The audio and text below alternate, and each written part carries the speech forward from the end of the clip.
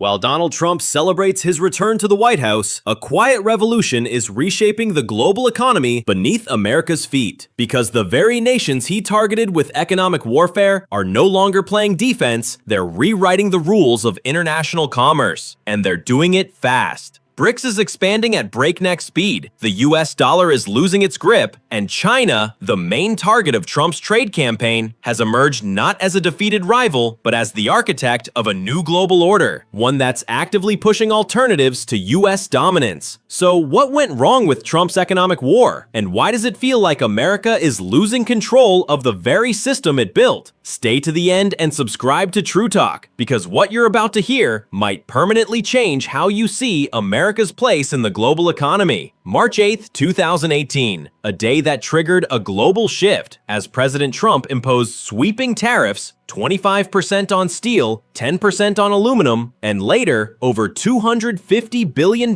in levies, mostly aimed at Chinese imports, marking one of the largest trade offensives since the 1930s. Trump's message was clear. America was under attack, not by missiles, but by trade. And China, he claimed, had waged years of economic aggression, stealing US technology, manipulating currency, and flooding American markets with artificially cheap goods. "We're bringing manufacturing back," Trump declared, "and we're going to show China the days of taking advantage of the United States are over." At first, it looked like he was right. Steel prices surged. Headlines praised the bold move. And for the first time in decades, an American president was wielding economic weapons like tools of national defense. But while Washington celebrated a short-term win, Beijing was already thinking 10 steps ahead. Because beneath the surface, China wasn't just retaliating. They were reorganizing their global strategy, shifting supply chains, forging new trade alliances, and building what could become the foundation of a new world economy, one where American leverage no longer decides the rules. While Trump officials expected China to capitulate under pressure, Beijing's response demonstrated a level of strategic foresight that Washington severely underestimated. And instead of simply retaliating with matching tariffs, China launched a sweeping economic diplomacy campaign, one aimed not just at survival, but at transformation. Chinese companies rapidly accelerated expansion into Southeast Asia, Africa, and Latin America, backed by favorable loans, infrastructure investments, and technology transfers offered by Beijing to countries open to deeper economic ties with China. Meanwhile, Chinese manufacturers reorganized their supply chains, relocating production to nations not subject to US tariffs. Vietnam, Thailand, Malaysia, and Mexico saw waves of Chinese capital as new production hubs sprang up, accessing the US market without triggering penalties. Perhaps most importantly, China began serious talks with major trade partners to reduce dollar dependence. Brazil agreed to settle agricultural exports in yuan, Russia ramped up energy trade in rubles and yuan, and India explored alternative payment systems that bypassed American financial channels altogether. By late 2018, it became clear China's response wasn't defensive, it was transformational. And while American officials focused on short-term tariff headlines, Beijing was quietly laying the groundwork for an entirely new global economic system. Subscribe to True Talk, because what comes next shows how a trade dispute morphed into a full-scale challenge to American global dominance.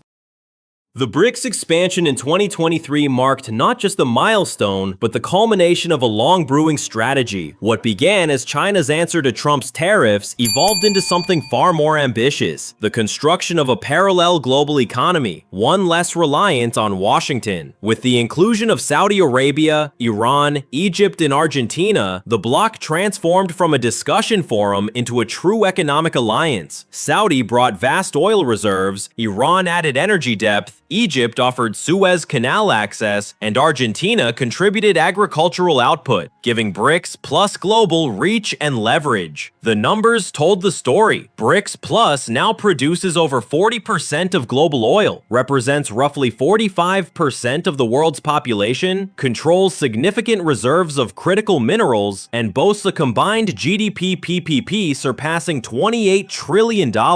And with energy producers coordinating and several members shifting oil trade away from the dollar, the bloc began exerting independent influence over global energy markets. Financially, BRICS Plus unveiled plans for alternative payment systems, methods of settling trade that no longer relied on SWIFT or Western banks. And in 2023, pilot programs for digital settlement went live. Even America's closest allies quietly began hedging their bets, signaling that trust in Washington was no longer absolute. By 2024, nations like France started settling select trades with BRICS members using non-dollar currencies. The message was clear. The world was preparing for a future where American financial systems were no longer the default.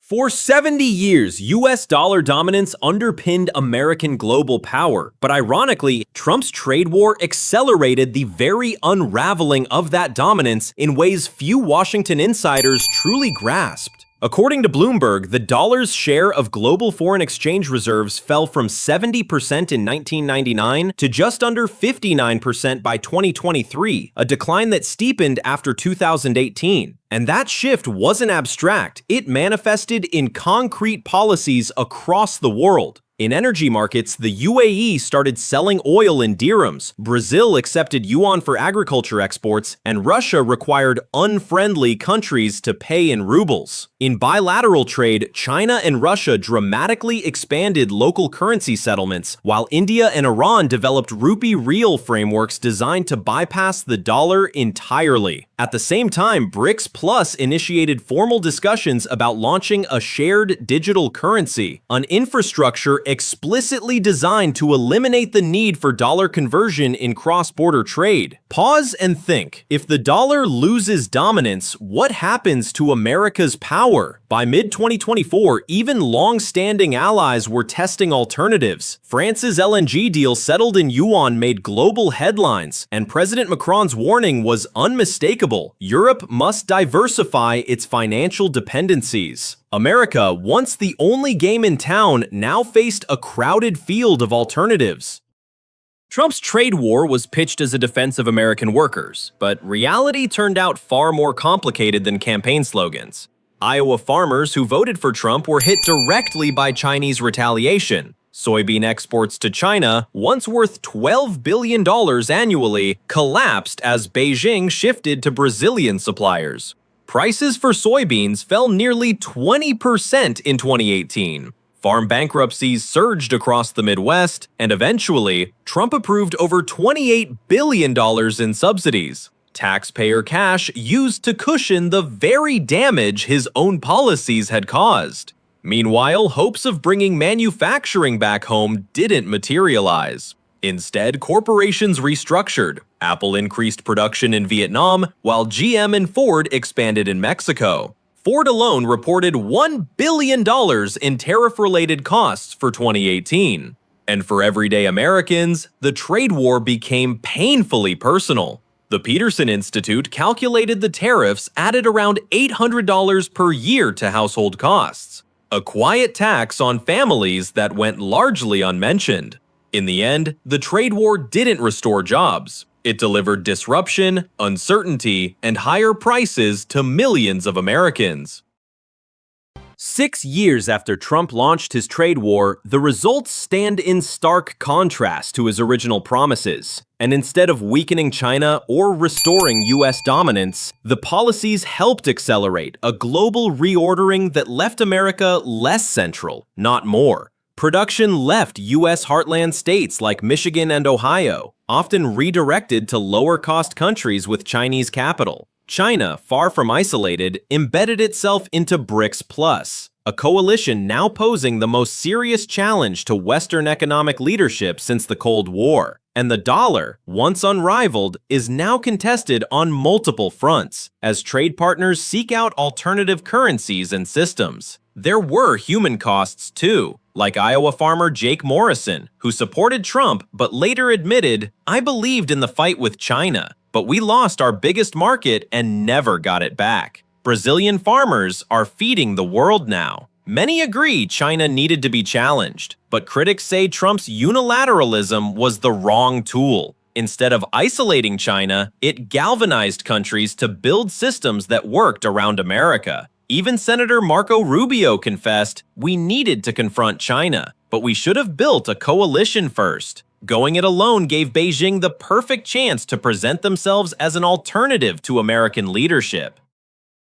Now, as Trump returns promising to escalate the same economic war, the bigger question is whether the damage is reversible, or whether the forces he set in motion have already changed the global system for good. If BRICS Plus succeeds in building viable, non-dollar alternatives, America could lose financial privileges it's enjoyed since 1945. Privileges that have underpinned military, diplomatic, and economic power for decades. The global signs are clear. BRICS expands, new institutions rise, and trust in U.S. leadership wanes. President Xi put it plainly. China will continue working with all nations to build a more equitable and multipolar world economy. And that's the ultimate irony. In trying to make America great again, Trump may have accelerated a world where America must now compete, not command. The real question isn't whether Trump can win a trade war, it's whether America is ready to adapt to a world it no longer controls, a world Trump's own policies helped create. Will Trump double down on policies that backfired? Will BRICS Plus complete the challenge to dollar dominance? Can America thrive in a world that no longer plays by its rules? Subscribe to True Talk for the stories mainstream media won't touch. The next chapter could change everything.